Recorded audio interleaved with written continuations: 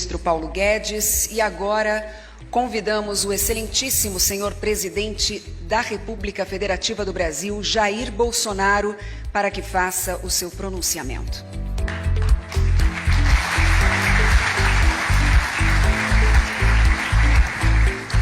Senhoras e senhores, bom dia. É difícil falar depois do Paulo Guedes, ainda mais quando ele fala bastante. Sobra pouco para mim. Mas dizer a vocês, eu não vou citar o nome do país. Aqui na América do Sul nós temos mais à esquerda um pouquinho, né? Mais ao oeste, um país comprido. Não basta você ter 30 anos de crescimento médio acima de 5%.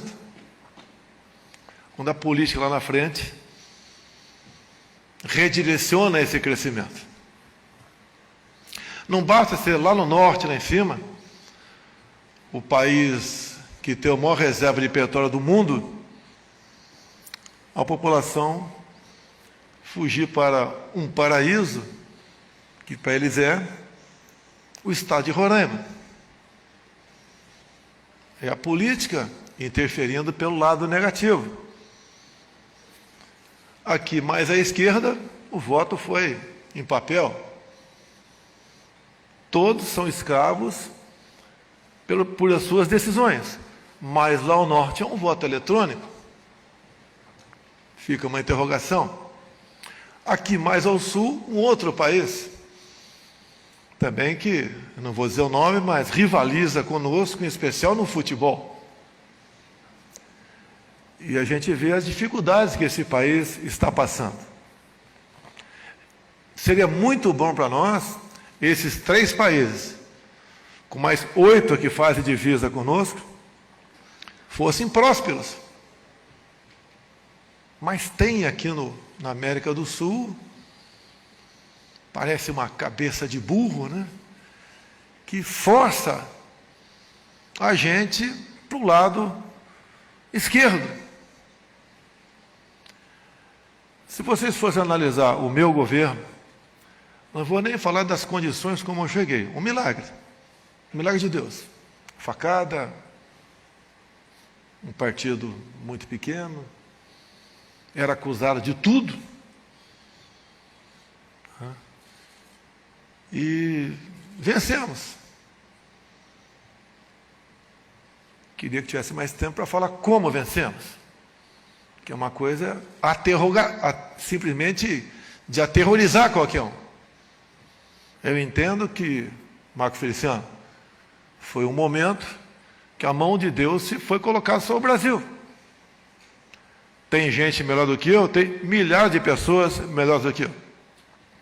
Mas eleição para presidente em especial é um self-service. É o que tem na mesa. Não adianta pedir camarão se não tem camarão. Quero um cordeiro se não tem cordeiro. É o que está na mesa.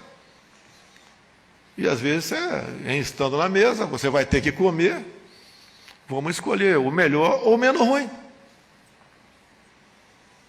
E assim foi feito em 2018. Eu ganhei no primeiro turno.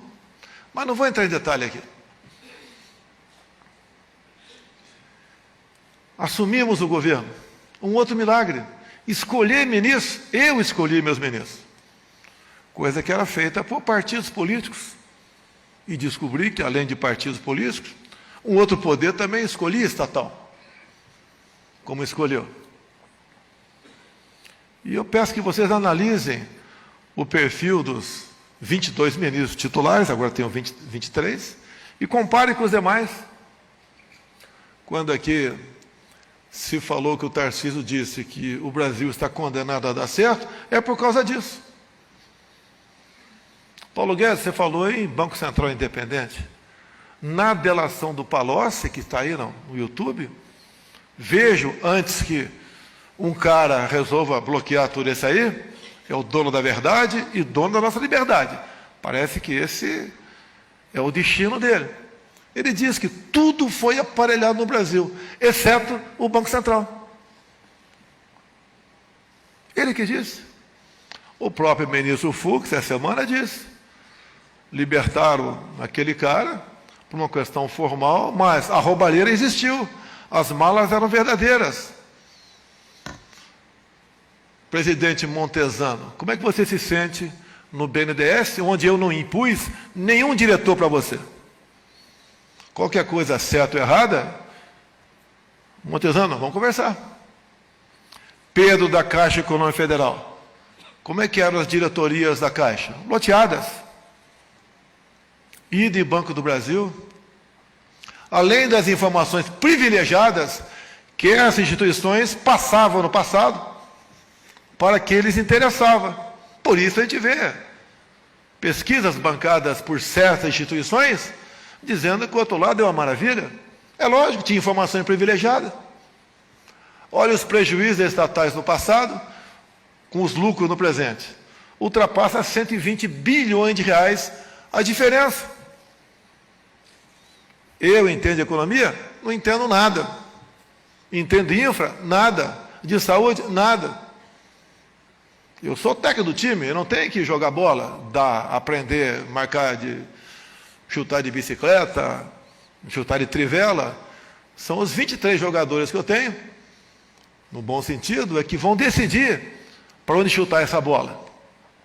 Quando havia competição no passado entre partidos, para escolher ministério, para achacar os ministérios estatais e bancos oficiais, esse time não tinha como ganhar. E alguns querem voltar a isso daí.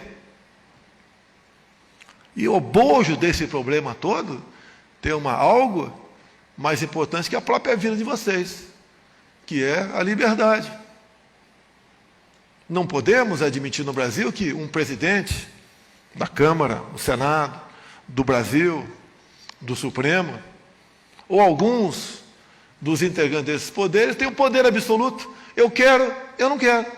Eu prendo, eu desmonetizo, eu processo, eu abro inquérito, que se exploda o Ministério Público. O que está em jogo? Eu acabei de citar, começando de um país mais a oeste, comprido. Até lá no norte da América, também a gente vê coisas esquisitas acontecendo. Vamos desarmar a população. Todas as ditaduras foram precedidas de desarmamento. O que nós vivemos no momento, bem disse o Paulo Guedes, um problema de inflação no mundo todo, combustíveis e alimentos. Quem mandou o povo ficar em casa, determinou, não fui eu. Eu tinha poder para fechar o Brasil todo. Uma decisão lamentável do Supremo Tribunal Federal. Tirou de mim a possibilidade de conduzir as questões da pandemia. Apenas dava dinheiro. Decisões que porventura eu tomasse, o Estado podia falar, não, eu não quero. Eu quero mais rígida. E o prefeito, por sua vez, eu quero mais rígida. E eu sempre falei, vamos combater o vírus e preservar empregos. E eu dou um exemplo claro para vocês. Eu fiz na minha parte. Quando as universidades fecharam, no Brasil todo, eu falei, a Academia Militar das Agulhas Negras, a Academia da Força Aérea, Escola Naval, não fecharão. Aí se alguém morrer, o problema é meu, eu respondo. Ninguém morreu. Ser chefe de executivo é decidir. Às vezes você erra, mas você não pode errar constantemente. Talvez eu tenha sido o único chefe de Estado do mundo que foi contra o lockdown.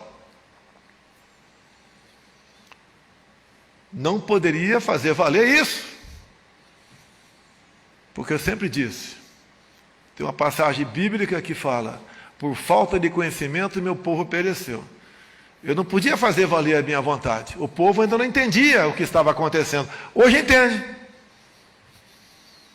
Uma coisa esquisita, né? Os vacinados contraem vírus e morrem. Assim como morreu Aguinaldo Timóteo, entre tantas outras pessoas. Mas a gente não vai entrar nessa área. Mas isso afetou a economia brasileira. A guerra a 10 mil quilômetros de distância afeta também. Alguns querem que eu